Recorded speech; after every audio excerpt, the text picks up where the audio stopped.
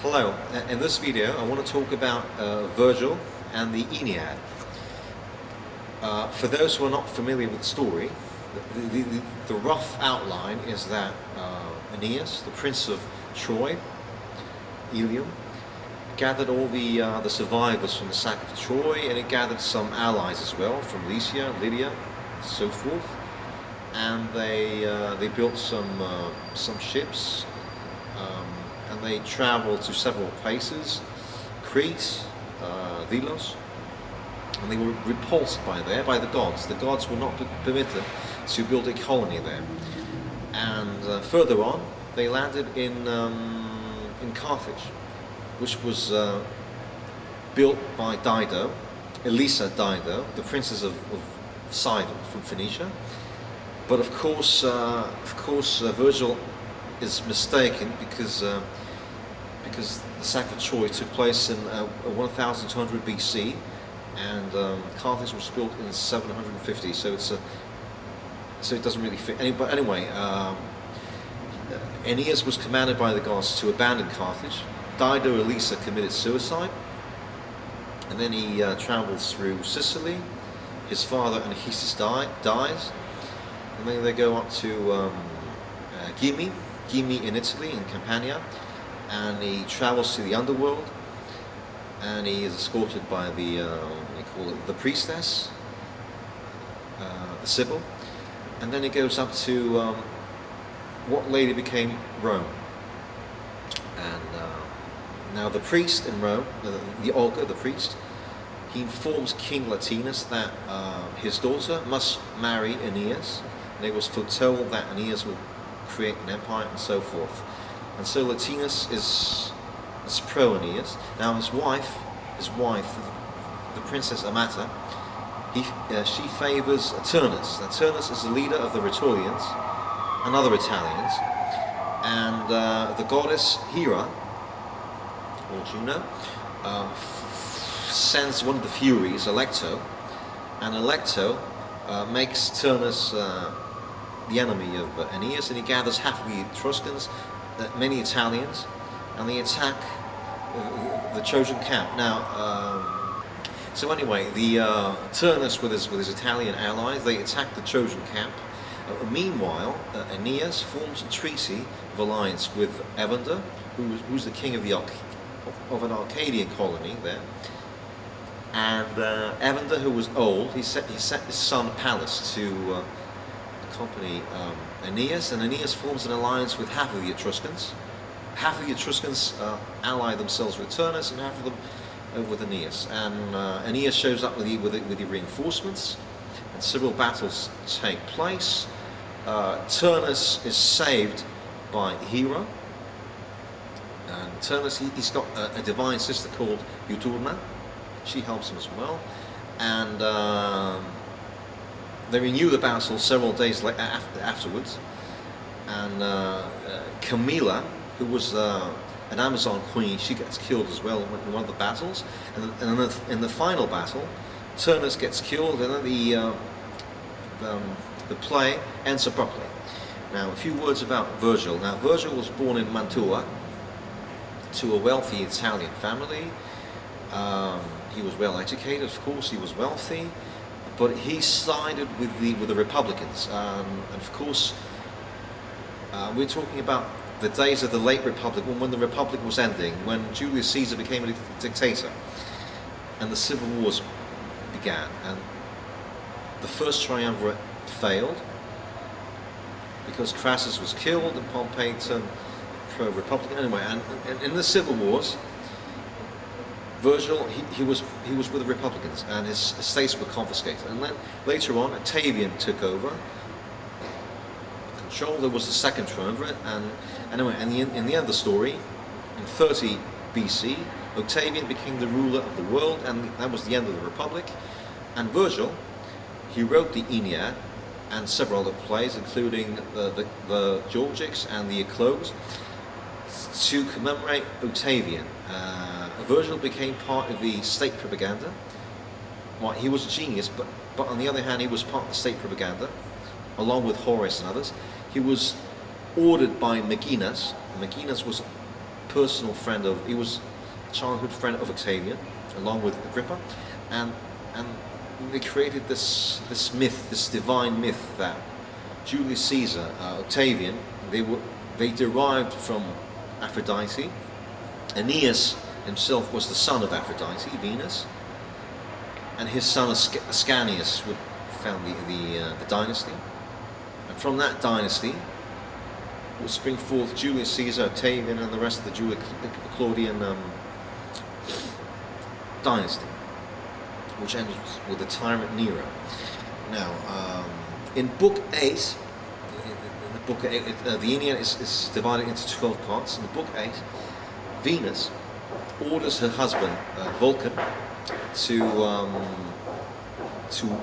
weld a magical shield, which is reminiscent of what Achilles did when he fought the final battle with Hector. And Hector is a cousin of Aeneas, of course. Right. So Vulcan, the ugly god, the ugly lame god who was married to the goddess of love, they weld this magical shield and other weapons, of course. And in Book 8, Virgil describes the shield, and in describing the magical shield, he depicts several. I mean, there are several depictions on the shield which were carved on it, supposedly, and in describing the shield, he creates this pro-Octavian propaganda, which was ordered by Maginus. Now, in the early parts, he talks about the early part of Rome, Republican Rome, of course, rape of the Sabina, Romulus, Remus, and all that. Gaul, how the Gauls took over Rome and it was rescued by Camillus and all that. Right, and going on to historical times, the classical Republican age, he talks about Catilina, and he says, at some distance from these scenes, he added the habitations of the dead in Tartarus, the tall gateway of Dis, and the punishment of the damned, with Catiline hanging from his beetling crag and shivering at the faces of Furies. Catiline, of course, was a traitor who tried to overthrow the Republic, and he was killed, of course. So, right, on the other hand, we have there too were the righteous in a place apart, and Gatto administering justice. So we have Gatto, on the other hand, who is who supported the Republic against Julius Caesar. Right, and then he goes on to talk about Octavian, of course, his patron, Augustus, Octavian Augustus, the first emperor of Rome, the guy who destroyed the Republic, but yet remained a Republic. Right, and he goes on to say, in the middle were the bronze armored fleets at the Battle of Actium. And at the Battle of Actium, that was the death of Cleopatra, that was the death of the Republic, and it was the death of the Hellenistic kingdoms as well, because Cleopatra was a Greek king, and she was the last of the Hellenistic queens to be around. Right, there before your eyes the battle was drawn up with the whole of the headland of Lefkada, seething and all the waves gleaming in gold. On one side was Augustus Caesar, leading the men of Italy, because the Italians swore faith to Octavian, right, into battle alongside the Senate and the people of Rome, Senatus Populus et Romani, its gods of home and its great gods. High he stood on the poop of his ship, while from his radiant forehead there streamed a double flame, and his father's star. His father is supposed to be Julius Caesar, but in fact he was a great uncle. Star shone above his head. On the other wing, towering above the battle, as he led his ships into battle, sailed Agrippa, his friend, his best friend and later son-in-law, with the favouring winds and favouring gods, and the beaks of captured vessels flashed from the proud honour of his forehead, the naval crown. On the other side was the wealth of the barbarian world, and warriors in all kinds of different armour came Antony, Mark Antony, of course, the bad guy, in triumph from the shores of the Red Sea and the peoples of the dawn. With him sailed Egypt and the power of the east as far as distant Bactria, and there bringing up the rear was the greatest outrage of all, his Egyptian wife. So all this propaganda is against the evil queen Cleopatra, and Mark Antony, who was Italian, he was misled by the evil queen Cleopatra. Right. On they came at speed all together, and the whole surface of the sea was churned on to foam by the pull of the oars and the bow waves and the triple beaks.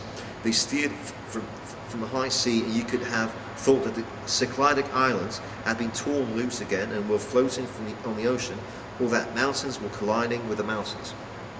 To see men in action on those ships with their massive turreting sterns, showering blazing torches on tow, and flying steel as the flesh bud began to redden and the furrows of Neptune's fields.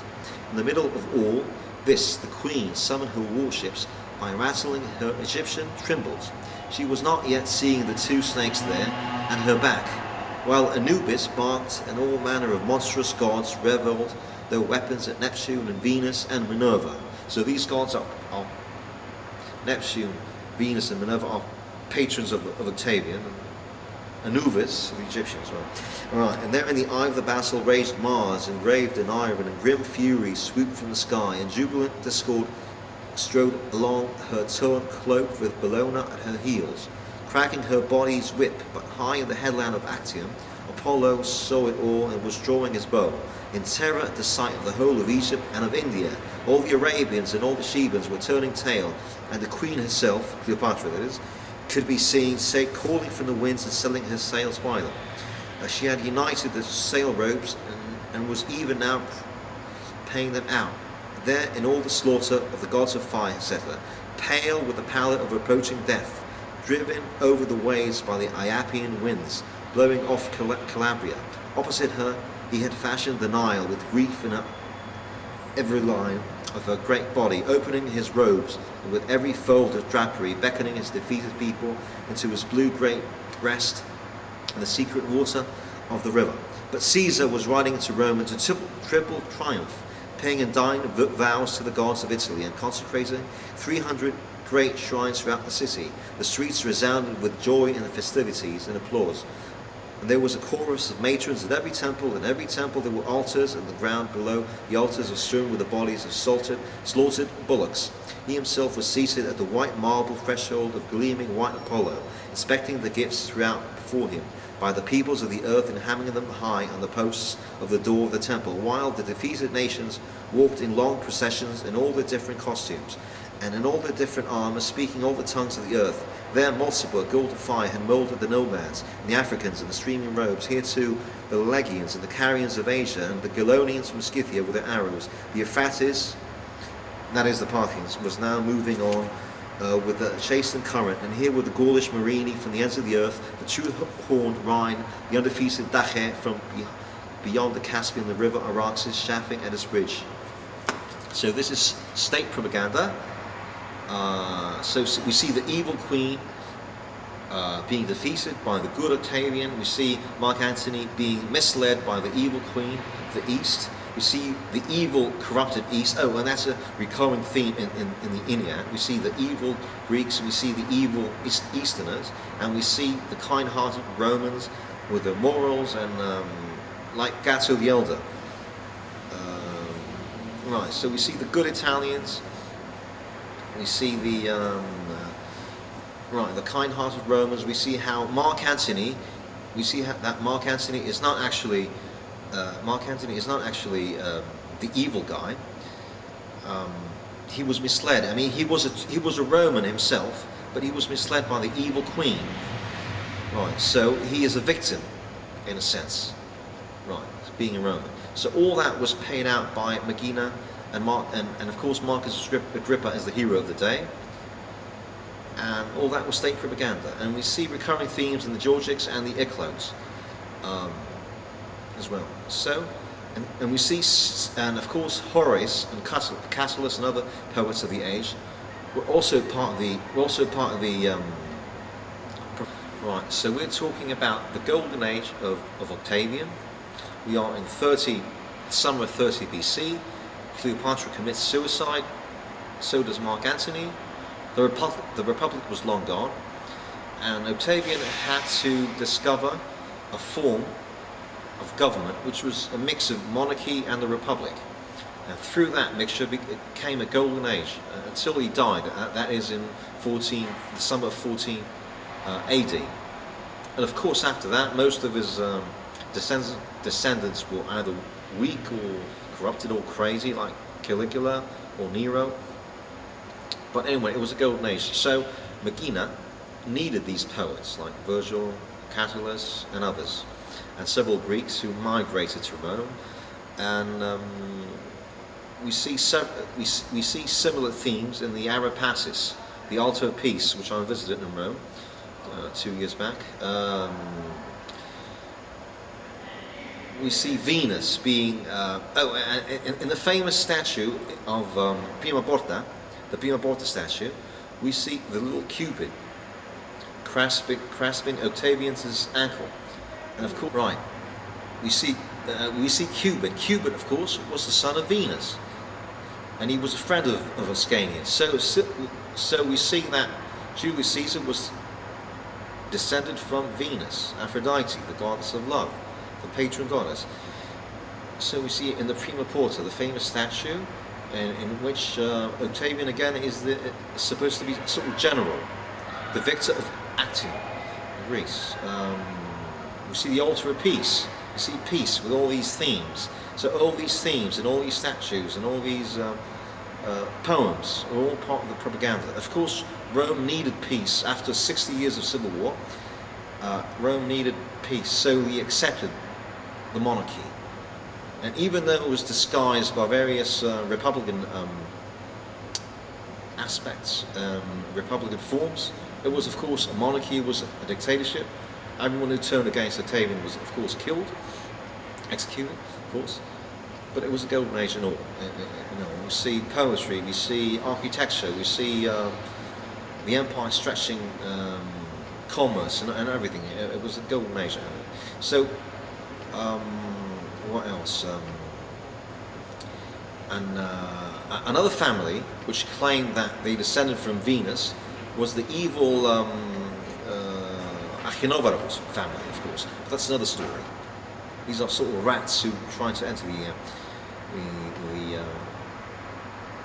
the empire, and of course, and we see that Virgil, whose lands was confiscated, of course, he came to terms with the new regime, and then he became part of the, because as a Republican, he was a public enemy, and when he came to terms with the new dictatorship, of course, then he got all the credit. Now, on the other hand, Ovid, who did something against Octavian, he was banished to Constanza in Romania, modern-day Romania. Tommy, it's called. So it was all part of the new dictatorship, the new mix of republican and monarchy, with Octavian at its head, and Maginus, the patron of the gods. So we see Ovid, the great poet. He did something wrong. He said something against Octavian, and of course he got banished for that. So being part of the new regime meant obedience to the emperor. Obeying to the emperor meant going ahead with your life. But it was a